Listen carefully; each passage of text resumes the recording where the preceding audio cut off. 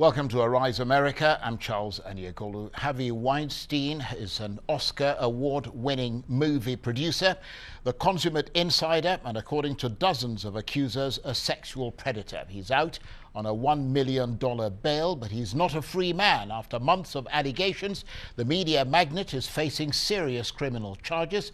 They were filed in a New York City court this morning. That's where Arise America correspondent Duarte Geraldino is right now. Duarte, what are the specific charges brought in today's arraignment?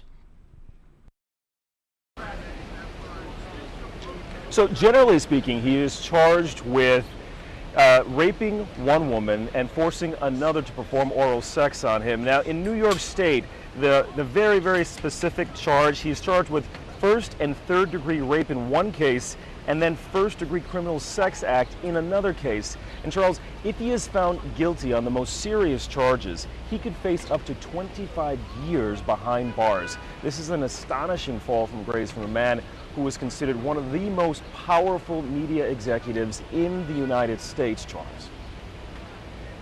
That is quite extraordinary, Duarte. And how many women accusers are involved in today's court case? So there are only two in today's court case. Now, there are dozens of women who are accusing him of abusing them, but only two in this case for a couple of reasons. One, there needs to be enough evidence, and that's going to be the key right now. The prosecutors are looking at patterns of behavior, which is why we have two victims in this case in court. Now, his defense lawyers say that they have a strong case and they believe that there is enough evidence to show that these women are not quite saying the truth, but it's a complicated matter right now. Now, one of those women in question, her identity has not been revealed. In fact, today, one of the conditions of his bail was that there was an order that he not have contact with someone. It's not clear who that person is, but it's widely believed to be one of those victims.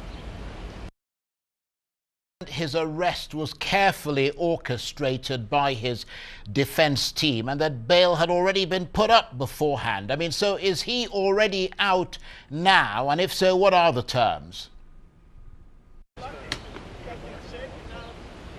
Well, actually, so he's already out. He walked in this morning, Charles. It was an extraordinary scene because here is a very, very powerful man. He is surrounded by New York City detectives of the Special Victims Units, which deals with sex crimes. His lawyer's on one side of him. Now, his hands are behind his back with 3 sets of handcuffs because he's a big man, and part of that is a factor, so this intimidation. Now, his lawyer actually walked in with a cashier's check for $1 million. Now, this is as good as cash. It was previously arranged, but he walked in with this. Now, according to the bail deal, he cannot leave the 2 contiguous states, he can't have contact with some folks, and also he has to always be tracked. They believe that there may be more victims who are likely to come forward, so they're really keeping an eye on him. He's also turned in his passport, Charles. Well, Duarte, help us make sense of what Mr. Weinstein's defense lawyer has been saying. We actually have a brief excerpt from an interview he gave on the courthouse steps. Let's take a listen.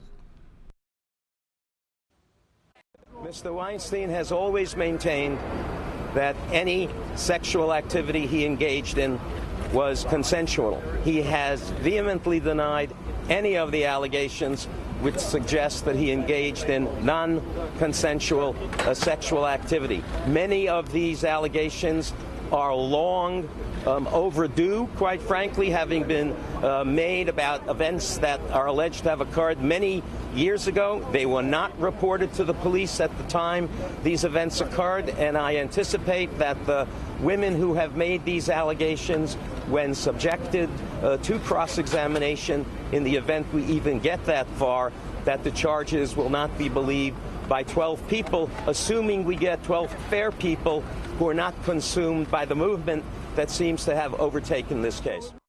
And that's Harvey Weinstein's lawyer outside that courthouse in New York where Duarte Geraldino, our correspondent, still is. And Duarte, is he saying that these women lied and that he will call their honesty into question?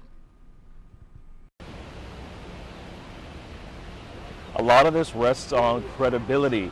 Now remember his statement that these accusations took place a long time ago. So we can read into these tea leaves that there may not be a lot of physical evidence. And when you don't have a lot of physical evidence, so much of it rests on credibility. So when he says that it's unlikely that 12 people, if they haven't been wrapped up in the Me Too movement, are not likely to believe these women, he is suggesting that their credibility may be in doubt, or that his strategy will be to make people believe that they are not trustworthy. Now, again, we're all waiting for the actual case to begin, but he is already hinting at what may be taking place. And Duarte, just connect the dots for us, because there are other strands to this case. I mean, what is the link, for instance, between the Weinstein case and the Me Too movement? It is the case that started it all, Charles. In fact, when you look at the specifics of this case, it's not only an incredibly powerful man, it's an incredibly public man. And then you have so many victims who themselves are powerful and public. And a lot of the shame around this case was acknowledging yourself to be a victim. And so when you have famous actresses coming out and saying, "Me too," and pointing the finger at this man, it lets the world know that no one is immune to this. Now, quite literally, because of this case, there were rumors for a long time about his relationships with women, being a bully, being mean.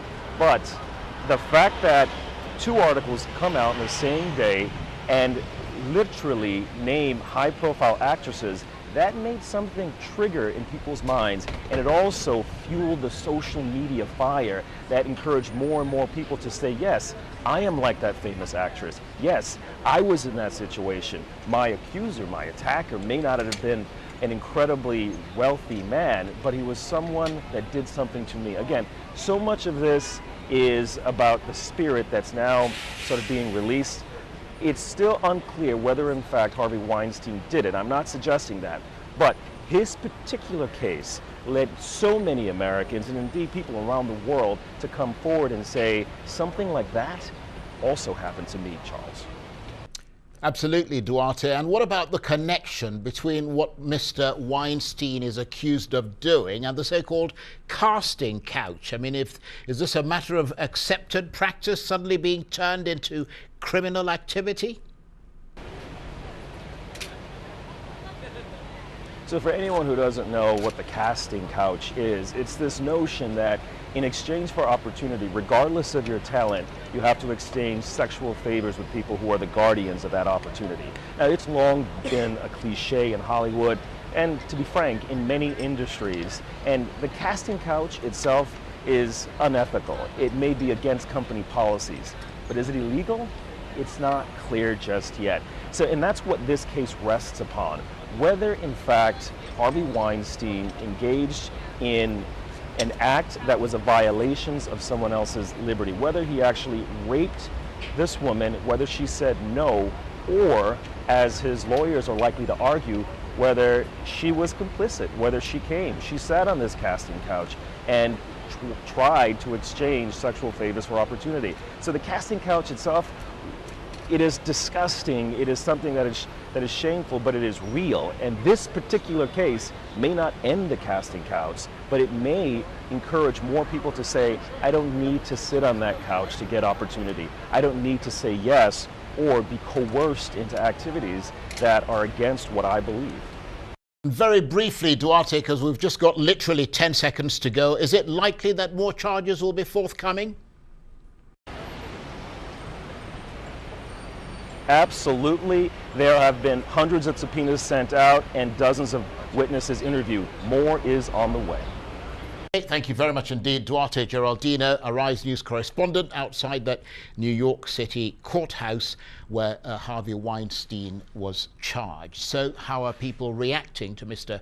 Weinstein's arrest? According to Arise News correspondent Cherie Richardson, at least one of his alleged victims believes it is the first step to healing her pain.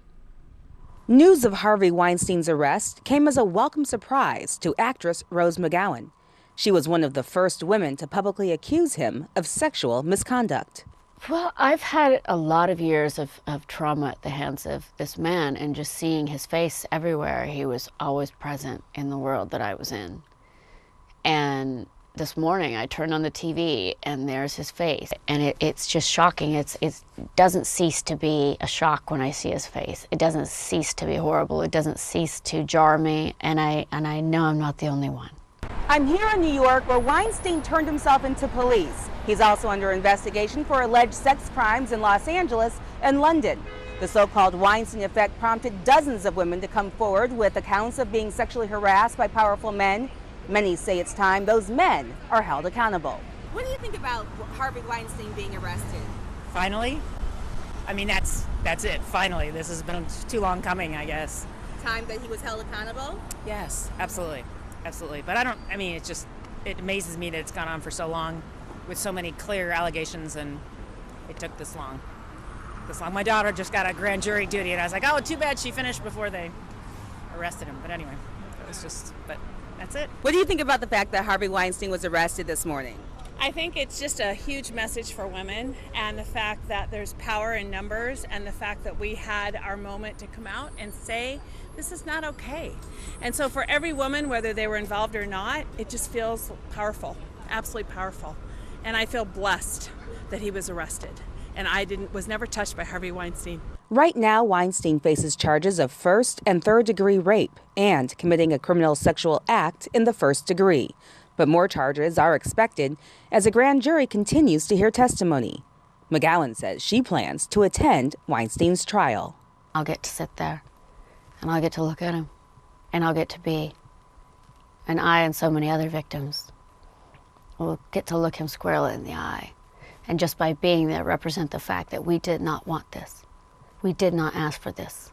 McGowan says she hopes the trial will help her heal, even though she knows Weinstein's name will follow her forever. Something has to heal it.